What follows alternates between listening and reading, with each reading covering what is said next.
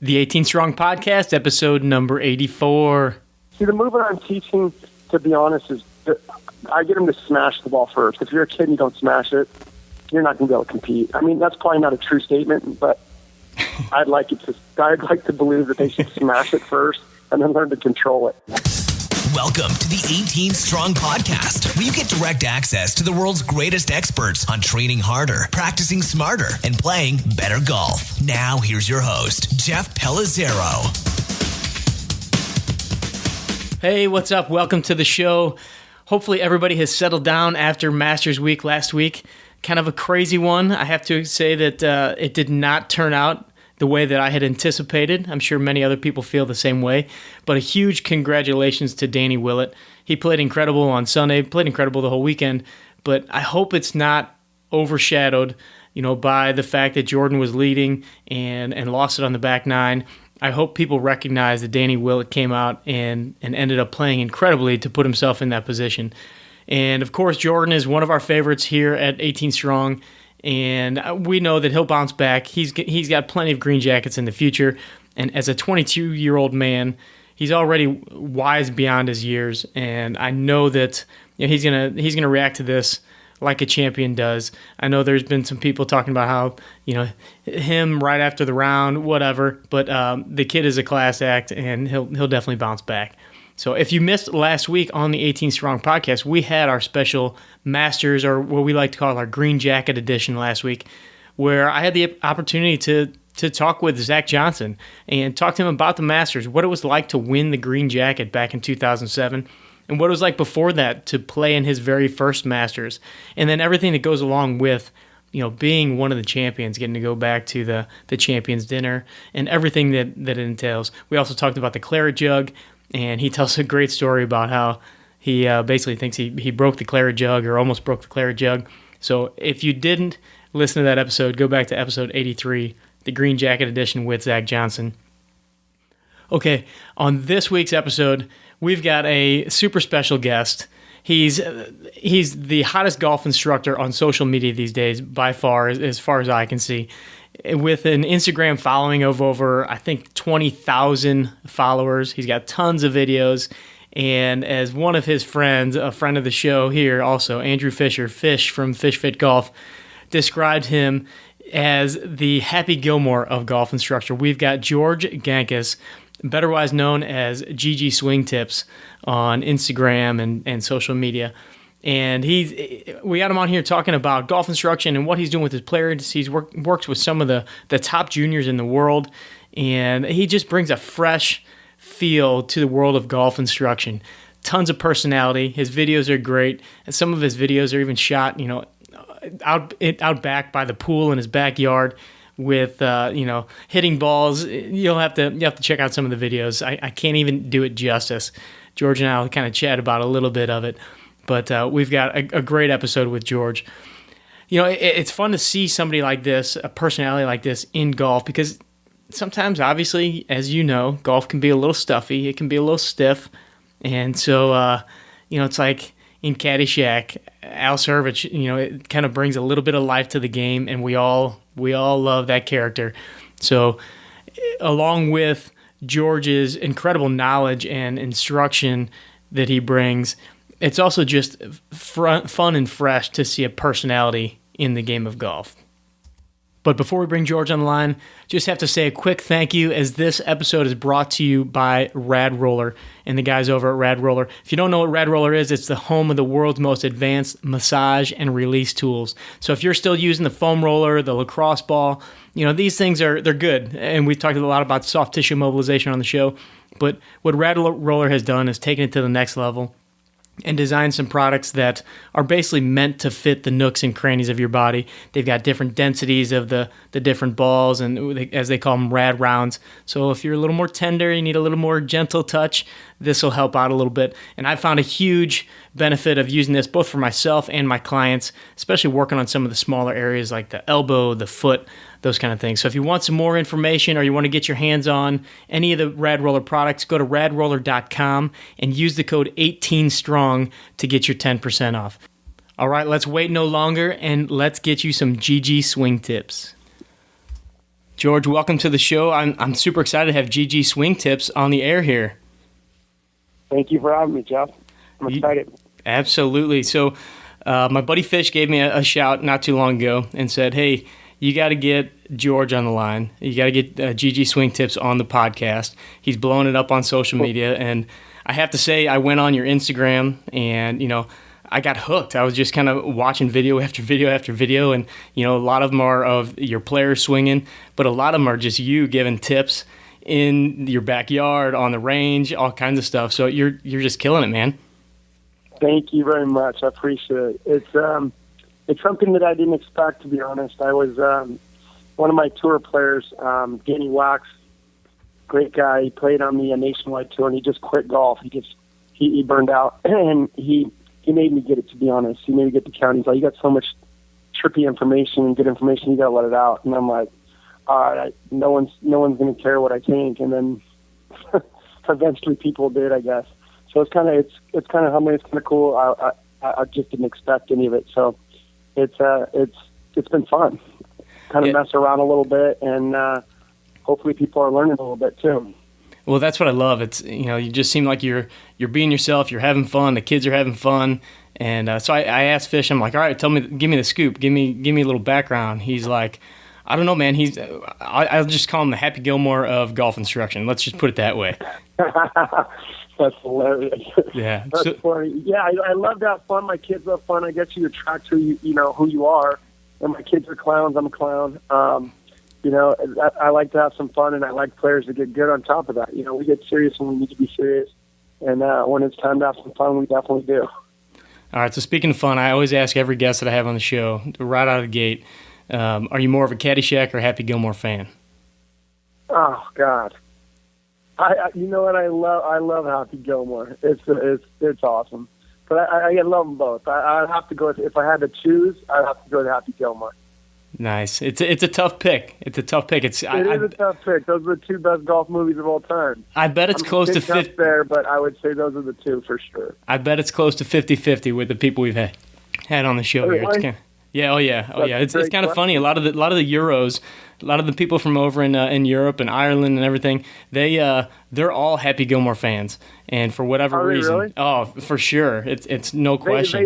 They probably are a lot more chill than we are a little bit. I mean, they like to party a little bit more, have a little bit more fun. I'm sure that might be that's it. That's probably why I like Happy Gilmore a little bit more. He's a clown. Yes, for sure. I think they also didn't have Caddyshack wasn't quite as mainstream. They maybe didn't get that movie back in the day, so for whatever reason. But it's interesting to find out, which one people side with. Sorry to interrupt. I didn't even know. I wasn't even playing golf when Happy Gilmore came out. Not Happy Gilmore, but Caddyshack came out. That's the interesting part. Yeah. It's a movie I remember my dad watching, and then I just got to love it, and so. I know. I mean, kids now are watching it that are 12, 13, 14. That's the cool part about the movie. It's still running long. It's a classic. Still strong. All right, man, let me ask you this. Is there any kind of is there a person or maybe an experience that you've had in the past that you feel has been super influential in what you're doing now and kind of the path that you've taken so far? That's a great question. I would say, you know what? I'm kind of like a, I don't know. I don't know how to explain if there's anybody influential. It's more of, I've always wanted to get people better at golf, and I really didn't want to teach at first. I've always wanted to play, and that's why I'm a pretty decent player, because I've always, concentrated on playing golf. But after a while, I was just reading so many books that, there were so many different opinions out that I was trying to figure out what I thought was the best. So was there one specific moment or a person that helped me? No, definitely not. I would say it was just that I became such a golf nerd. I was, studying everything. And so I would say people started asking me so many questions that I just was like, maybe I'm meant to be a coach. I don't know how it all came about, but to be honest, Chris Como, everybody knows Chris Como. Yeah. But he's been a friend of mine 20 years. And we were both golf nerds. Right from the start, we were debating stuff, And then he went to school for it, and I didn't go to school. I was just an undercover studier, And if I ever had real like science question or anything that involved biomechanics, he was the man to ask. You know what I mean? Yeah. So I've always had pretty good guidance. If I ever had any questions from Chris Como, he would be the only guy that I've ever asked a question about a golf swing about, to be honest. But otherwise, I've just looked up and researched and stole everybody's information. And then, you know, I've been really all I've done is just study film after film after film and found out what works best for me and my players, to be really, really honest.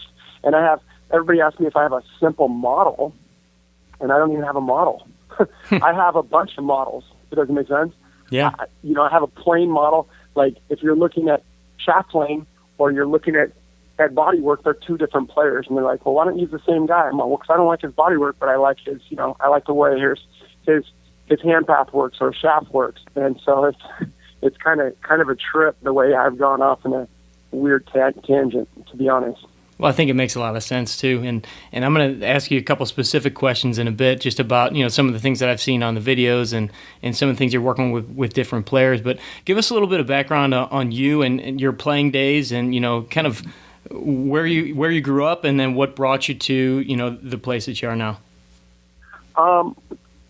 To be honest, well, I was originally a wrestler in high school and played volleyball, and I pretty much played every sport. But then I kind of focused. I was really, a wrestler, and I was going to end up wrestling in college, and I decided to play golf my senior year, end of my senior year, and I was terrible. And so, I just got obsessed, and my dad kind of said, you're terrible, and you'll never be good at golf. So that kind of inspired me. So it's kind of a motivator. Some people don't respond well to that and they just give up. But that definitely wasn't me. I'm like, I'm going to smash you. So basically it was my motivator to be a great golfer. And so all I did was I played 36 holes every day. I hit 500 balls. And then I played college ball. And then, I tried to walk on after 1 year playing junior college golf. And I ended up playing for Cal State Northridge Division I and went from there. And then afterwards I ended up turning pro and won mini tour events, a bunch of little mini tour events. And then I never went to Q school, which was sad. I just really never believed in my skills. I just knew that, mentally I was not where I needed to be. And that was my major, psychology. So I studied a lot of that. And then by the time I really got good at golf, I'm 45, by the way, I was about 30, probably 32, 30-ish. And then I started playing really, really good golf. But by that time, everybody was asking me so many questions. I was doing playing and coaching at the same time. And that's kind of how I got stuck in the, I didn't want to coach. I told you that I wanted to play, but I apparently was a better coach. So I stuck with the coaching side of it. And were you traveling around a lot, or were you kind of in one main area? I was, I was just playing mini tour events, and then I actually caddied. I caddied at a course called Sherwood Country Club, which was where Tiger had the Williams World, the Target Challenge, whatever you want to call it. Mm-hmm. So I actually caddied there for like 6 years, which actually helped my game out a lot.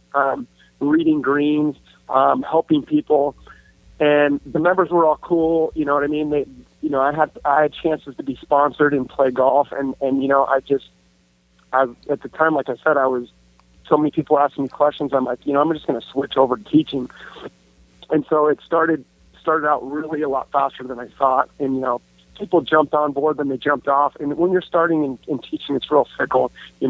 If you're not a name, people run. You know what I mean? Mm-hmm. And so after a while, I just, I got an okay reputation in my own town, and then things just started to build up after that. I got a few good players, and kind of like spread, and it was kind of a word of mouth kind of deal. As far as my players, appreciated the help that I was doing for them, so they kind of spread the word, and it went from there. And where's your home base? I'm out of Westlake, California. It's about 30 minutes out of Los Angeles. Okay. Cool. Where are you out of? I'm in St. Louis, Missouri. Oh, cool. The Midwest. That's where Danny Gretzky's from. Yeah. Yeah. In fact, it's your son Tristan. He's a stud. Oh, sweet. Tristan Gretzky. I've seen quite a few of his videos on your channel, as a matter of fact. So what kind of a player were you? What was your temperament out there? What were some of your strengths, some of your weaknesses? I've always been, if you're going to judge me, I've always been long. I've always hit the ball far. I still do.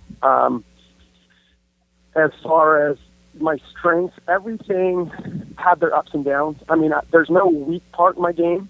I shoot in the 60s the majority of the time still, which is kind of crazy for how much I play. Wow. It's kind of weird that I do. I compete with all my players all the time, so I'm shooting a lot of good rounds, believe it or not, for playing once, max twice a week. But my mental weakness was definitely, my mind was definitely the weakest, and that's what I focus on with so many of my players now because I've studied it for so long. I just couldn't, to be honest, I couldn't relax. I was a wrestler. Everything that I did was adrenaline, so everything I was amped up, and so that obviously does not help in golf. So for a lot of my kids who are nervous, I can really calm them down, and I can really get them to focus way differently by some of the stuff I do. Some of the things that I've noticed just, watching those videos, and every kid that's on there, they're smiling, they're having fun, like you said before, and you do seem to have such a presence with them that seems like you would help them relax. What's the atmosphere around there? I mean, it just looks like everybody's having a good time when you're having lessons and you're shooting some videos, and guys, you've got some people crushing balls on your Instagram, by the way. Thank you very much. There's all the kids. The movement I'm teaching, to be honest, is that I get them to smash the ball first. If you're a kid and you don't smash it, you're not going to be able to compete. I mean, that's probably not a true statement, but I'd like to believe that they should smash it first and then learn to control it. Yeah. You know what I mean? But the atmosphere out there is really cool. There's so many kids in the Westlake area. It's there's two high schools there. You've got Oaks Christian and Westlake High School.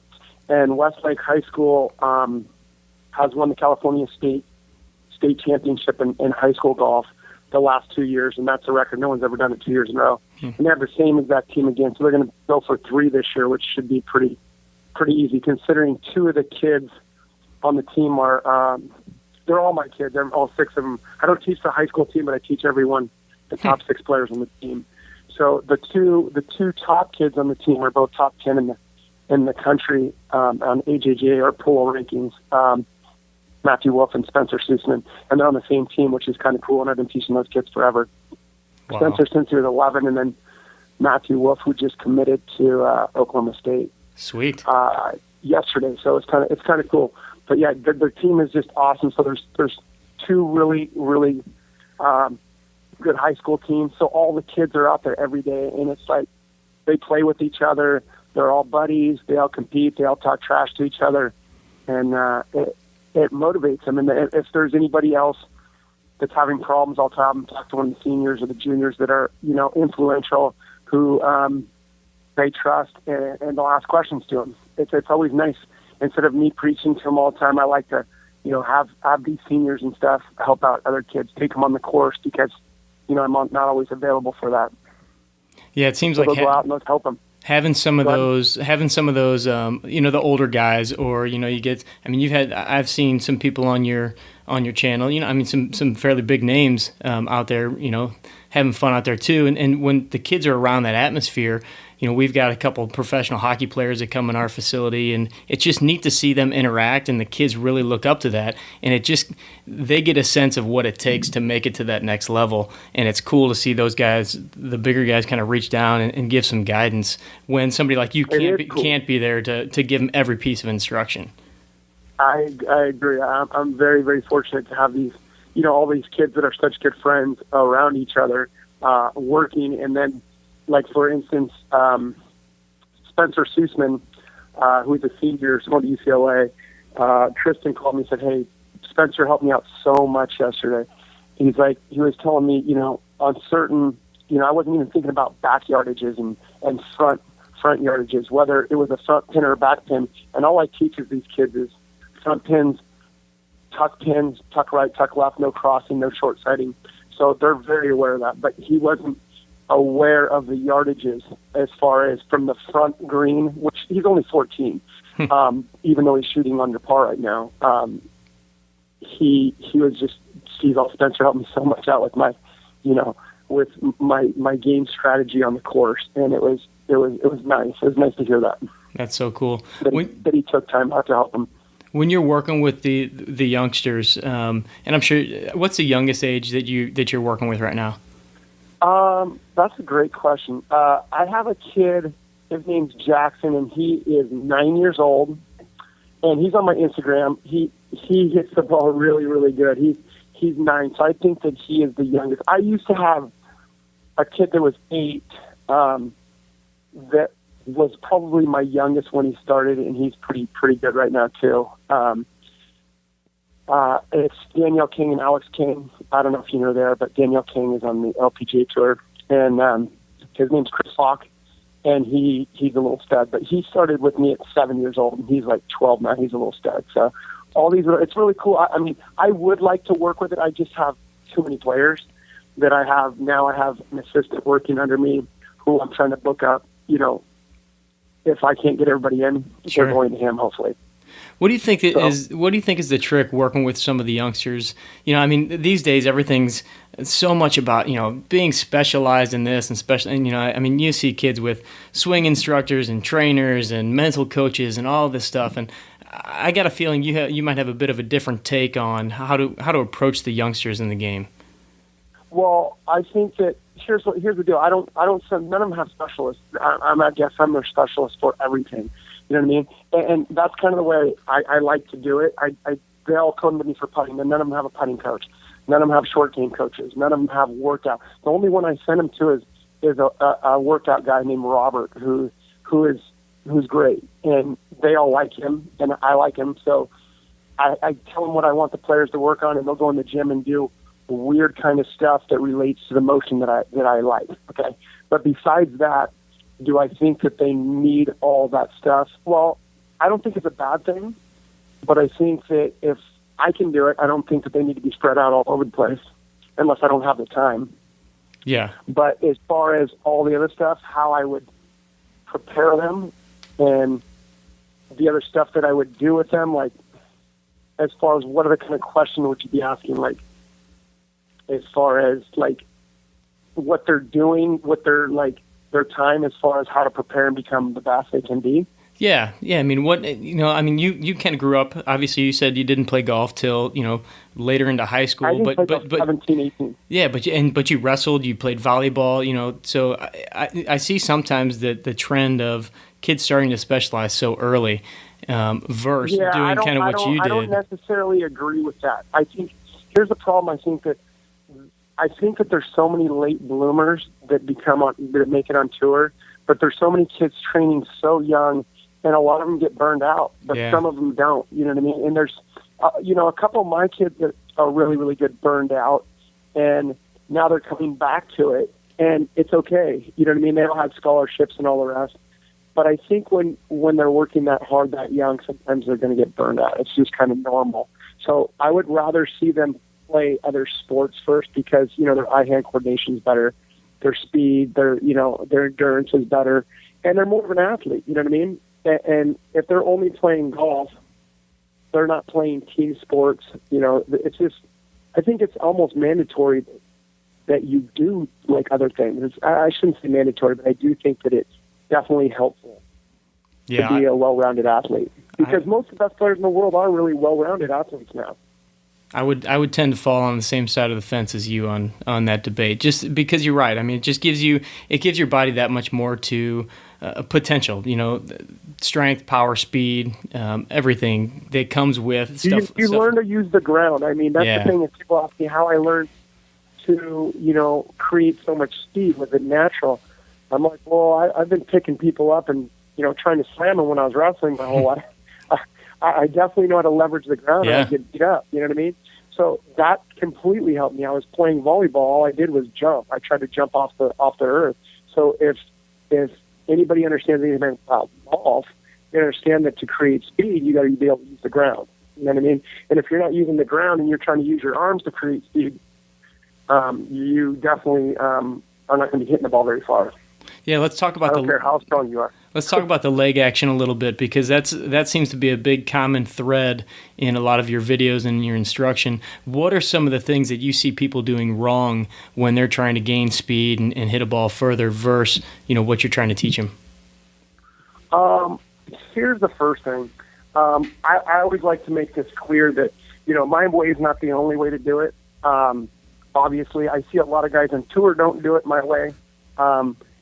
I see Rory, I see Gene Sidlowski, I see Bubba. I see a lot of them using my transition, and I shouldn't say my transition because it's definitely not my transition. It's stuff that I've stolen over the years. You know what I mean? Mm-hmm. But they're Sam Snead. You know what I mean? They're using the ground, okay, and they're not going linear. They're not moving forward with their body parts. So a lot of people believe that in order to transfer weight, you need to move linear or lateral towards the target, okay? So that is so not true. All you have to do is just push your left side of your pelvis lower than the right, push your hand on your left side of your pelvis and just push it into the ground, and all of a sudden your pressure's where? Forward, okay? And so the funny thing is if you throw your left side of your pelvis lower, where's your spine move? Forward towards the target. Now, how do you get yourself from moving forward? Because that'll put you right over the top. You have like a right lateral bend, like a crunch in your right side. Now your spine is curved, you're centered, and you still can transfer weight. So most people think that you have to move forward in order to transfer your pressure or your weight. And so for me, I like to use the ground, move more like I'm gripping the ground, okay? And so I'm going down, but I also have a sequence to the legs. Because when the legs fire, they only fire once, okay? So if I'm firing my right side early, all of a sudden what happens to my right side of my pelvis? It drops. And once it drops, I can't turn my hips anymore. So what happens is all of a sudden my path is shifted out to the right. My club face is going to close down. Unless I can really open my chest to the ball, I can match up. So there's matchups all over the place. And what I mean by there's matchups all over the place, I mean if you can control your path and your face on TrackMan or just without a TrackMan, then really any leg work will work.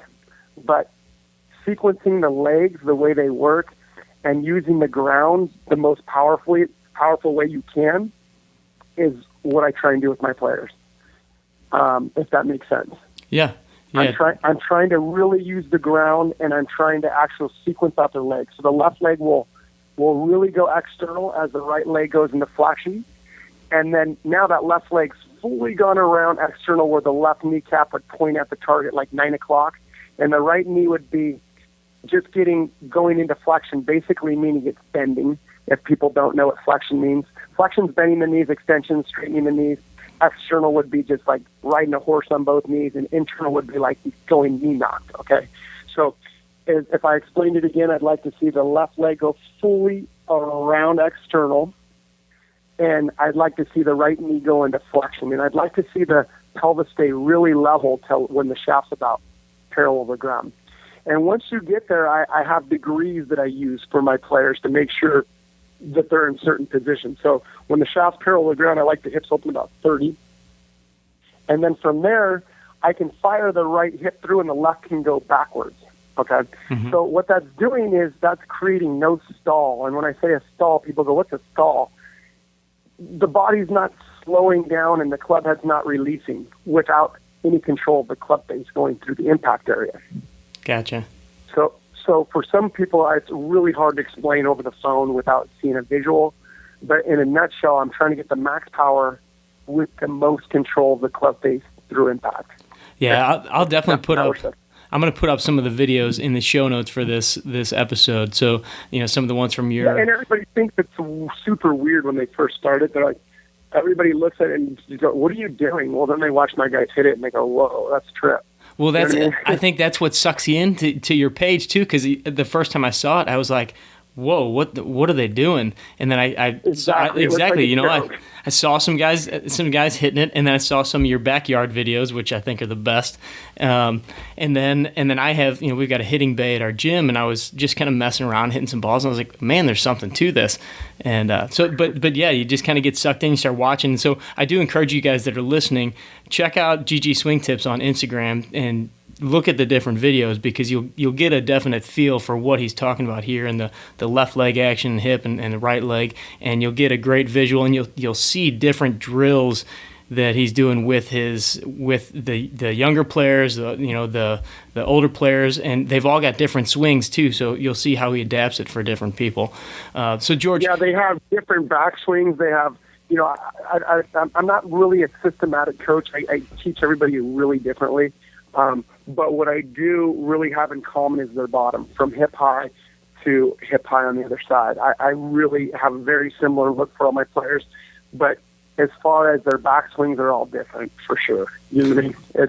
I don't mind if they get crossed up, hand path goes inside, shafts cross, or if it's, looking like more of a laid off look, or the club's getting hidden by the hands up top. You can get right back in the slot from any one of those positions. So I'm not like a stickler on any of that stuff, to be honest. Well, when I saw you talking about that, that's kind of, it's got to be refreshing for your students too, because it's not like you're trying to put them into a certain position. It's like, all right, let's see what you are, what's comfortable for you, what's natural for you, and then we're going to show you how to get to the position you need to be at impact. What's important, yeah, exactly, which is the bottom, and creating shot patterns. I mean, that's what I'm really, really big on. Is first off, if someone asks me my swing philosophy, I really don't have one. But if I was going to throw it in to a nutshell, to be honest, I'd say, hey, listen, I'm trying to get max power. I'm trying to create, good body work that has phase control through impact. And then once I do that, and I get you somewhat on plane, your shaft working on a pretty good path, then I'm trying to control ball flight. It's all ball flight from there. It's all visual. It's all tuck left pin, tuck right pin. How are you going to control the over curve to a tuck left pin? Where are you going to start it? And I'm real big on start line. So I'll put chalk in the ground, and I try and get people to return their face to that position. And if the ball starts on that line over and over, what the good thing about it is, if you get your path a little right of that, it's obviously going to turn the opposite way. It's going to turn a little left. And then if you get it the opposite side of the chalk with your path, it's going to turn to the right, which is simple stuff. Okay, but the problem is most people's faces are changing, so they don't have start line control. So one time it'll start left, one time it'll start right, and so all of a sudden you have no commitment to your shot. So that's the first thing I try and do is get start line. And the best way to get start line control is to start out with starting at impact, getting your face to wherever you want it to return, and do a lot of little half shots and get the face to return to a good position with body rotation, not just your hands. Get your body working right, get your upper body staying centered, not moving too far forward or too far backward. And that's a good way to start out if you want to get phase control. And then I create shot patterns, and I use distance control to dictate playing games and all kinds of weird stuff like that. And that's how my players get good. I start them hitting hard, and then I start to control it after a while. The impression that I get is that you're really good at the educational piece too, and I think that's so important, especially when you're working with younger players that are just getting into the game. Teaching them why you're doing what you're doing. It might feel weird, it might look weird, but you see the results. You've always got your track man out there, kind of showing them stats and stuff, but teaching them why it's important. Do you do a lot of on-course stuff with them too, outside of just the driving range? I do. Well, see, that's the thing is, it depends on how long I've been working with the players. Some of my players I've been with for 15 years. You know what I mean? But some of them, when I'm just starting with a junior, I'm on the mat for 2 months, and I'm just getting their basic golf swing down. And then 15 minutes I'll go over to putting, 15 minutes over shipping. So like 30 minutes of short game, every other week. And I would rather spend, if I had a chance, I'd rather reverse that as they started to get better. Once they get in the course, I'd much rather see them doing short game. But just to get off the gate, I like these kids to hit the ball. And then once they can hit the ball, then I'm like, you need to spend your time over there playing, because playing is much more important to me than practice. But I like these kids. A lot of kids I don't even let a kid actually get lessons from me unless they're playing tournaments now. So, I mean, it's kind of ruthless, but it is what it is. I get satisfaction out of watching my players perform and compete, and if they're not, they're basically, I don't know why they're not competing. What are they? Well, would they not compete if they're kids? Yeah, and you've only got so much. That's the way I look at it. You've only got so much time in the day. I got plenty of guys who want it. You know what I mean? Exactly. That's what I teach for. Is there, in this, I'm sorry to throw this right out at you without giving you any prep on this, but is there kind of a teaching moment or kind of a memory that you have that really kind of stands out in your mind? Any great memories of teaching? Any great memories? Yeah, like any great teaching memories, any really gratifying moments with a player or that really stands out? You know what? To be honest, they're all gratifying every time my players win. You know, even when I have a player that's, said, hey, I have a lady that she's like, I broke 80 for the first time, and she's like 45 years old, and she'd only been playing for a year and a half. I was like, she's playing the red tees, of course, but I'm like, that is so, I was really happy for her. You know what I mean? Then I get kids winning every week, so I post them on the page, and they love that, and I love that they're winning, and that gives them motivation. You know what I mean? When they see themselves, on Instagram as me congratulating, and they're super stoked. So they all want to get on my page, which is funny to me. They love actually put me on GG, and I just laugh. I'm like, why do you want to be on GG so bad? So they love that. So what would really, to answer your question, has stood out to me as far as teaching? Just all my players' wins. I mean, I can remember so many of them, and I'm stoked for them. You know what I mean? When they won state, stood out to me the last 2 years. It was full gratification. I was like, this is amazing. I mean, when my kids get scholarships, that's a huge deal to me. Huge deal. So overall, I would say, is there an exact moment that's been, like, I can remember? Yeah, you know what? Probably the biggest moment would be when there was one of the biggest AJGA Tour events, and it's match play, and they did 36 holes to see who made it to the final 64, just kind of like the NCAAs. Mm-hmm. And they both, when they were freshmen and sophomore, with all the seniors at AJGA, the Rolex, it was the biggest match play tournament they do. Both my players made it to the finals. Wow. So it was against each other on the same golf team. And that was before they were both ranked. So that was probably one of the most exciting things for me as a teacher, to watch both my players take first and second. And they went into, how many holes did they do? 38 holes, I believe. I mean, don't quote me on that, but I think it went extra holes. So it was super cool. That's awesome. That made me proud. Very, very cool. That's probably one of my most memorable as far as competition for my juniors. All right, George, I want you to kind of describe for the audience the hitting facility that you have out by the pool in the backyard, because most people think that they can't afford a big simulator and hit golf balls at home, but you've managed to tackle that. You know what?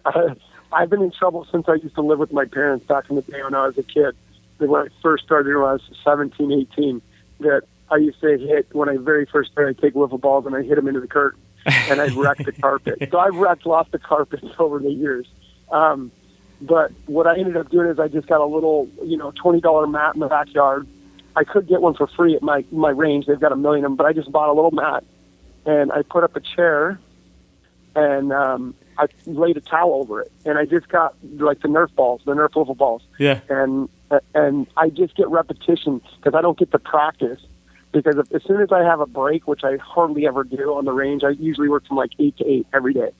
So when I have a chance to practice, one of the kids is like, look at my swing. So I never have a chance to practice. So if I do, like on my day off on Sunday, I'll be in my back range or my backyard, putting a towel over the thing over my chair, and I just like look at positions, and then I just start beating some balls. And that's how I get some kind of practice in before I go play on Sunday. That's so great. And I think the little mat makes it, when you see it on video, just having that little bitty mat as opposed to going out and getting a fancy one from the range, it just makes it that much more special. Awesome. It's funny because everybody thinks I'm hitting real golf balls too. That's the funny part. Oh, yeah. So you're crazy. Have you ever missed one and hit it in the other backyard? I think that's pretty funny. Yeah, I don't know how I figured that one out. I was in the backyard and I just started like, I took a carpet and started hitting it into the chair, and it bounced back up over my roof, and I'm like, I'm going to put a towel over it. I don't even know how I thought about doing it. Nice. It'll work. I'm gonna have to rig one up in the backyard. Let my little man start rocking balls back there. You should. There's a lot of guys on Instagram where they'll DM me and they'll be like, "Hey, how do you like my new setup?" And it's pretty funny. Dude, you need to start selling little mats and GGSwingTip towels. That would be classic. That'd be great. That'd be super funny. All right, man. Just a couple last-minute questions to kind of wrap things up. Good. If you had the chance to either play 18 holes or just kind of carry a bag for somebody for 18 holes, past, present, or even future of golf, who would it be? Considering that I played in a tournament, I haven't played with Tiger Woods, but I played in a tournament, a couple tournaments where he was at. I would love to play with Tiger for sure. He'd probably be my number one. I would say I'd love to play. I mean, I played with a lot of good players, but I would say him or Nicholas for sure. It'd be super cool. Who's the best player you've ever played with? Shit. That's a great question. I mean, I play with so many tour players too. Who's a guy that you played with and you were like, holy crap, that guy's good. I'll tell you who's the best I've ever played with that made it only to the Nationwide in quick golf would be Danny Wax. And most people don't know who that is, but everybody on tour that was on the Nationwide knew who he was. Everybody knew exactly who he was. When he was playing his best, he was shooting 60, 61, 62 every day. He's the best. I mean, I played with so many good players. It's incredible. But Danny Wax was legit, and he just didn't want to play golf anymore. So you look up Danny Wax, and you can see his numbers. I mean, he's definitely the best that I've ever played with. And on paper, he's definitely not the best that I played with. But as far as who I was most impressed with, for sure. Wow. All right, man. What has you most excited? What's that? That's saying a lot too. That's pretty trippy. I bet. What would you say, year 2016, what has you most excited and kind of what's your mission moving forward? You know what? What has me most excited? You know what? I live in California, and so there's not a lot of PGA Tour players out here. So I don't have a chance due to taxes to have PGA Tour players out here. So that's probably my most. I would love to actually teach a PGA Tour player. I got to work with Matt Every, which was I just worked with him one time and it was fun. It was awesome. He's a cool guy. As far as besides that, I would most exciting thing for me is I have a new membership site going right now, which I plan on doing that either. Your buddy Fish, my buddy now Fish. Decided to do a GGSwingTips membership site, which is going really, really a lot better than I thought it would because they did a good job. And I haven't really looked it over, but all the stuff that comes off on YouTube, everybody texts me every day and says how much they love it. So that's exciting for me considering that I had no idea anybody would like that either. That's exciting for me as far as coming up for Q School. I have a couple players that I'm excited about watching them perform this year because I think that they have a very good chance to, make it on the web.com. Would be Bobby Holden and Johnny Ruiz, two guys that are really doing well on mini tour stuff right now. So I'm excited for them. I'm excited for the final year of the Westside High School golf would be something I'm really looking forward to also to see if they three-peat, which has never been done. So those are some exciting things for me. I'm sitting on that mat 12 hours a day, so that's I don't get a lot of excitement during the day, except for watching my players compete. To be honest, that's crazy. And one other thing, and my fiance, I'm getting married this year, so congrats! Be something I'm looking forward to too. Yeah, you better mention her. In fact, funny story. I better. I'll get killed. In my rehearsal dinner, I haven't shared this with hardly anybody, and I'm going to share it over the airwaves here. But at my rehearsal dinner, I thanked everybody, including her family, my family, but I forgot to mention her in my speech. So always remember your fiance and wife in those speeches. I bet you she gave it to you when you got home. Oh, That's yeah. funny. I haven't heard the end of it yet, so. No, I bet. So thanks for the advice. I won't forget. Absolutely. All right, man. Any last piece of advice, and then let everybody know where they can find you, where they can find the membership site, and we'll say our goodbyes. Yeah, you can find me. I mean, I'm just new on YouTube. You can find me on YouTube, a little Facebook. You can find me on Instagram. I'm GGSwingTips on Instagram. And I also have a membership. If you get on GGSwingTips, you can go on to the membership, George Gankas membership.